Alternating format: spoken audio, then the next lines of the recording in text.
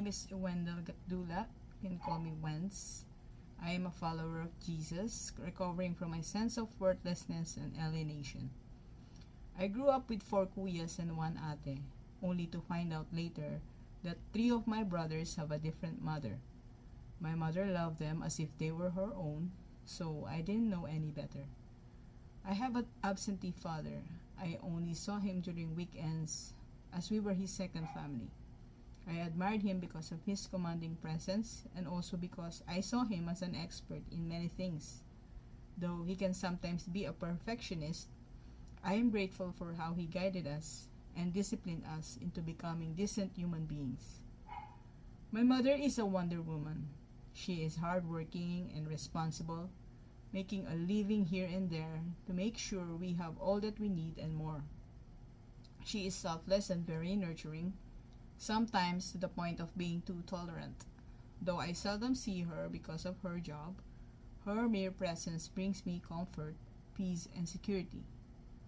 My older sister is the person I admire the most, next to my mom. She took care of me whenever our mother is away. She was my teacher, defender, advocate, and closest friend. My older brother was the opposite. He was my nemesis. He bullied me and directed annoying acts towards me. Behind that facade, I know he cared for me because he too was my teacher, defender, and advocate. I had fond memories of us going to amusement parks and movie houses, decorating our home with artworks, listening to good old music. But my recollection of us going through serious problems in our family are very vague. If there were any, I don't recall being asked how I felt or what I thought about it. As far as I know, we just let these issues pass, and they did. Everything came back to normal as time went by. As I get older, our bonding moments slowly faded. I became busy with school and friends, everyone in their own affairs, and the disconnect began. Soon I will discover that I had a very happy childhood, but the road to adulthood paved the way to problems and worries for which I was not prepared. I vividly remember when my parents fought so hard that my father left home. I saw my mother as a strong woman, because even after that incident, I never saw her show any emotional breakdown.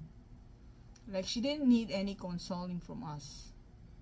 I don't remember hugging her. I just know that I felt within me how much I love her. And I had that deep desire to be a good and obedient daughter to her. To me, she more than anyone deserved to be treated the best way possible. I wanted to matter to her the most.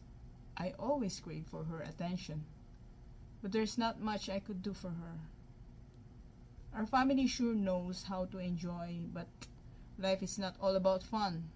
There are areas in my life that remain dry for lack of emotional depth in my relationships.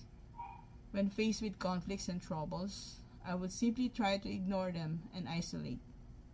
I never tried to open up, and nobody made an effort to ask how I was. So I'd simply say, keep holding on, these too shall pass. My love tank stayed half full because of this. Being the youngest, I always felt like I was the weakest one.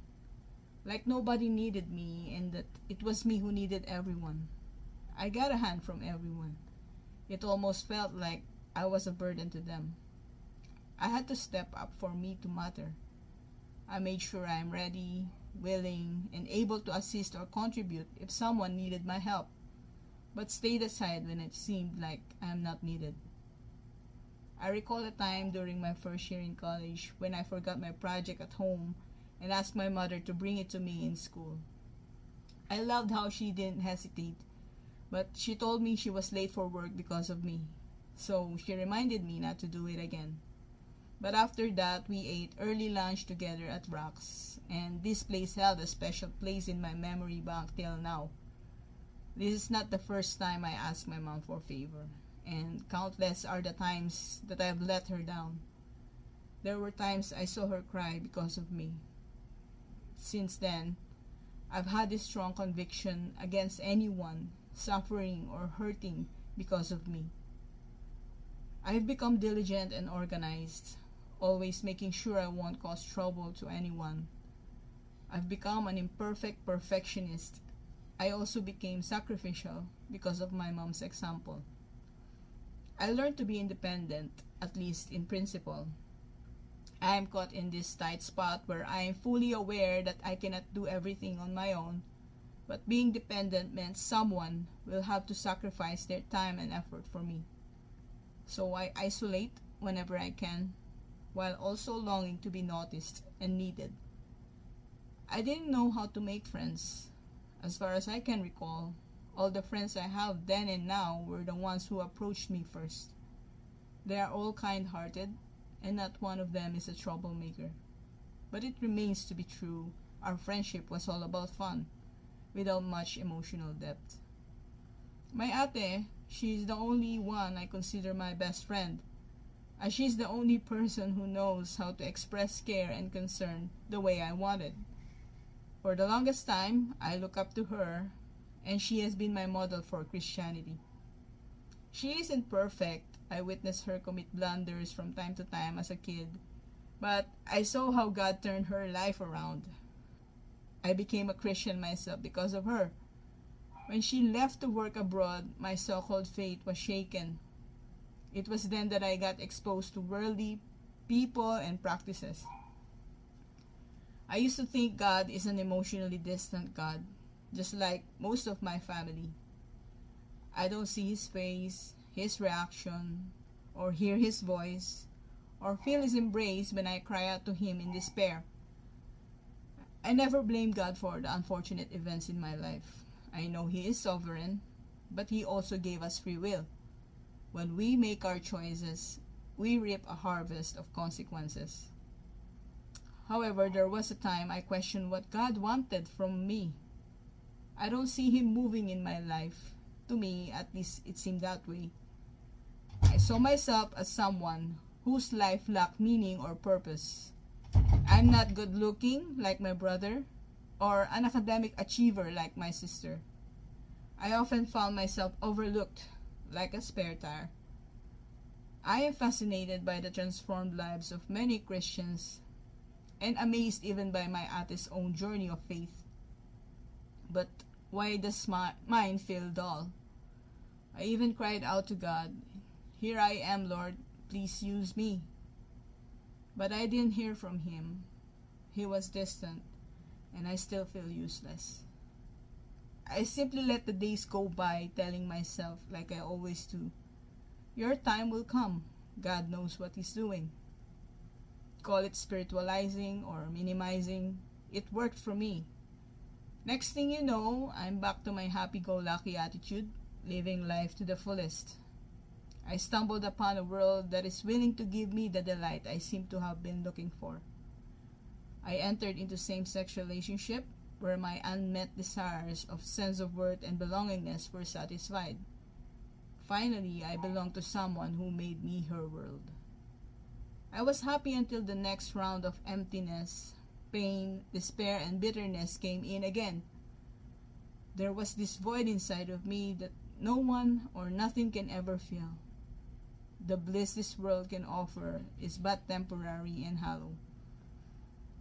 In my sincere search for truth, I came to the realization that neither I nor other people will be able to give my life meaning. It is only God, the designer himself, who knows the point of my existence.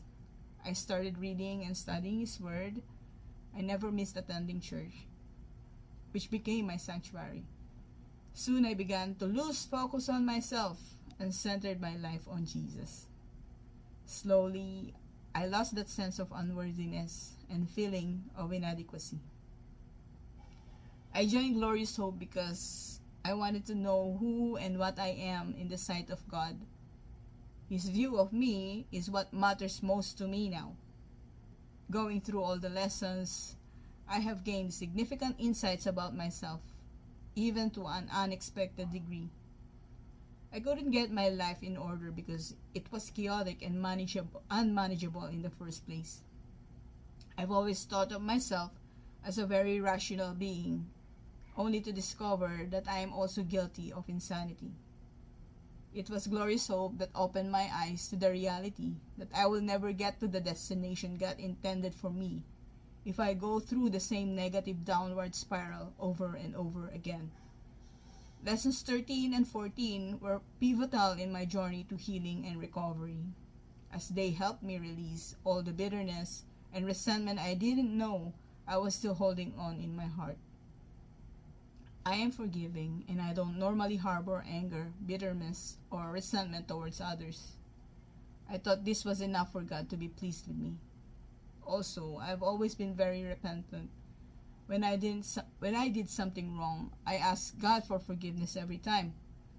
I also thought all the while that was enough. I honestly didn't realize until these lessons that I should also take the necessary steps to make amends to those whom I have hurt in order to be completely reconciled with God. To be able to write my confession and repentance to the people I have hurt and have that willingness to talk to them about it was liberating. It was as if a burden has been lifted off of my shoulders, and now I can move unhindered. I was amazed by how God worked through the GH program.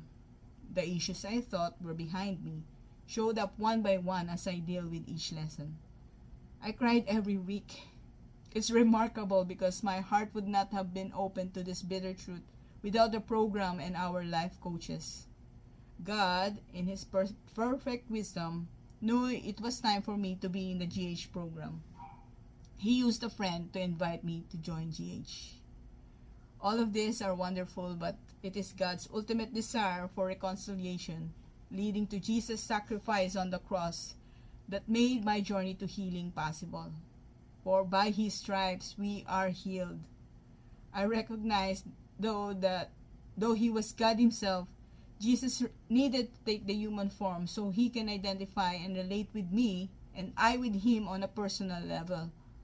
I know now for sure God is emotionally involved in my life. He cares deeply for me. I belong to God and I am not useless.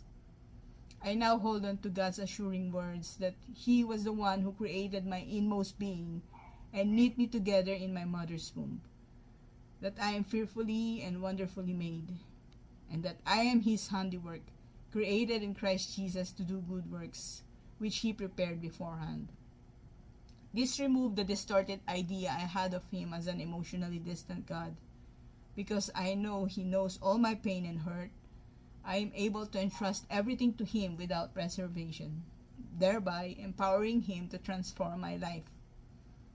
I am a vessel that needed to be broken in order to be made whole again, stronger and better, so that God can use me mightily.